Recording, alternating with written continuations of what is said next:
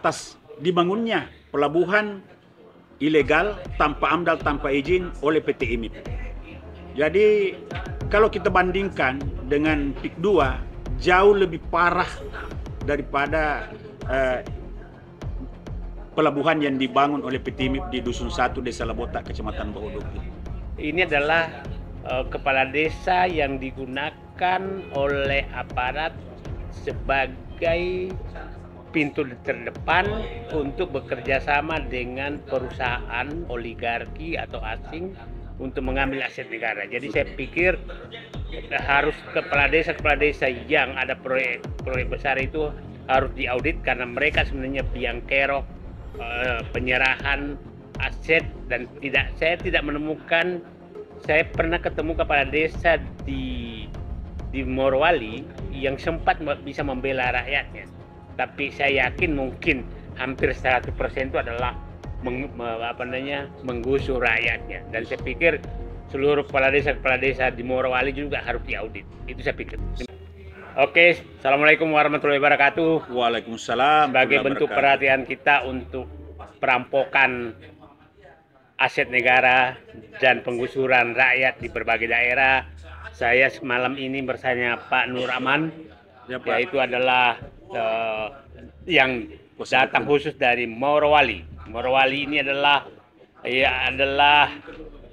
menjadi salah satu pusat perselingkuhan nasional oleh oligarki dan ditambah perusahaan asing untuk mengambil aset-aset negara dan menggusur rakyat di sana, yang sudah berlangsung 10 tahun lebih, dan dampaknya saya pikir sangat besar. Dan sebelum seluruh rakyat menderita, saya pikir Morowali salah satu wilayah yang harus kita selamatkan. Betul sekali, Pak. Karena tambang yang dikeruk oleh Cina yang diserahkan oleh Presiden Joko Widodo ke perusahaan Cina itu tidak, saya katakan, hanya akan meninggalkan kemiskinan, karena semua disedot oleh mereka ke negara Cina.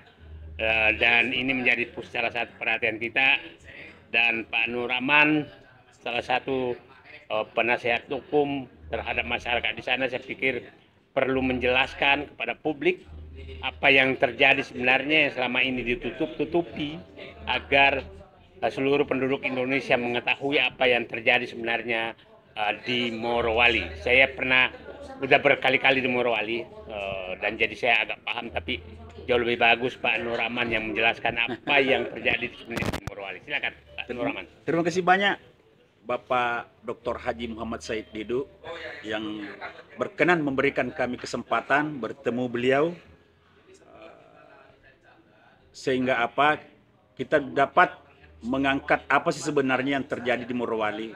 Saya Nur Aman, kuasa hukum dari masyarakat terdampak Dusun 1 Desa Labotak, Kecamatan Bahodopi, Kabupaten Morowali, atas dibangunnya pelabuhan ilegal tanpa AMDAL, tanpa izin oleh PT IMIP. Jadi kalau kita bandingkan dengan PIK 2, jauh lebih parah daripada pelabuhan yang dibangun oleh PT IMIP di Dusun 1 Desa Labotak, Kecamatan Bahodopi.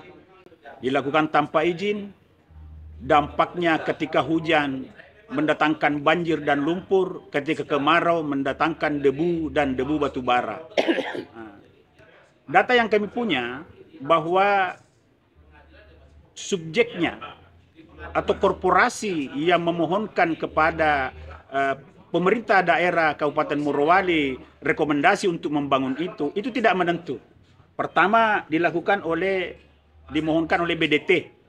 Itu BDT dari kata Bintang 8 Terminal.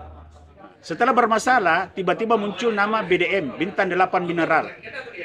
Dan sekarang semua yang hadir pada pertemuan-pertemuan yang dilakukan oleh perusahaan itu diwakili oleh PT IMIP. Nah, dari segi subjek hukumnya saja, pelakunya korporasinya tidak menentu, Pak.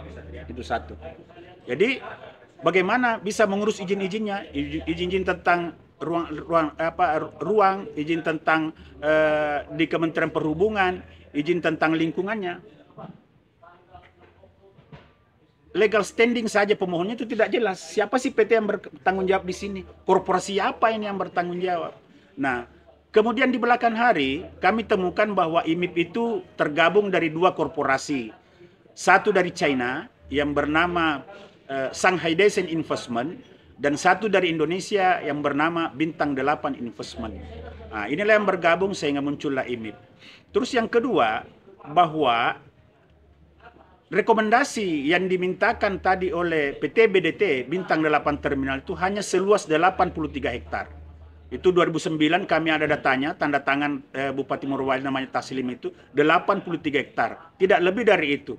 Tapi faktanya sekarang sampai tahun 2025 ini sudah bukan lagi 82 hektar, tetapi lebih dari 7 kilo menurut informasi terakhir yang kami dapat. Nah, inilah semua bentuk-bentuk ilegal yang mungkin yang saya bisa adopsi dari kalimat bahwa ini bentuk perampokan atas sumber daya alam kita. Kita bayangkan dengan adanya penimbunan laut ini, itu laut sudah jadi daratan. Sehingga masyarakat korban mulai dari dampaknya, mulai termasuk nelayan-nelayan tradisional yang tidak bisa melaut lagi, Pak. Saya miris sekali, Pak. Ada satu orang namanya tradisional yang pakai selo namanya, Pak. Itu alat tangkapnya itu. Pas itu kan selonya, Pak, itulah yang akan dijadikan sebagai JT tadi bangunnya itu. Itu dibongkar, Pak, tanpa ganti rugi. Nah, kita bisa bayangkan kenapa mesti Cina datang dengan seenak-enaknya menginjak-injak kedaulatan bangsa dan negara ini. Saya pikir, saya ingin mengulang bahwa tidak boleh ada harga triliunan berapa triliun pun bila ditukar dengan kedaulatan bangsa, kedaulatan negara ini, dan masa depan anak cucu bangsa ini. Itu mungkin yang saya ingin sampaikan. Terus yang kedua bahwa upaya yang dilakukan oleh masyarakat terdampak itu mulai dari desa, camat, bupati, sampai presiden sejak tahun 2020 itu sudah bermacam-macam. Saya sendiri sebagai kuasa hukum sudah bersurat ke presiden itu sudah 6 kali sejak tahun 2001.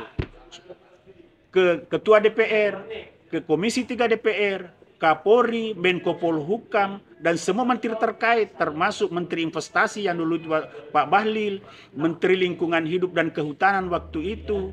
Semua menteri yang terkait kami surati, KPK, Komnas HAM, Ombudsman, sampai Gubernur, Ketua DPR Provinsi Sulawesi Tengah, Bupati Morowali, Ketua DPR Kabupaten Morowali, Kapolres Morowali, tapi tidak ada satupun yang menanggapi.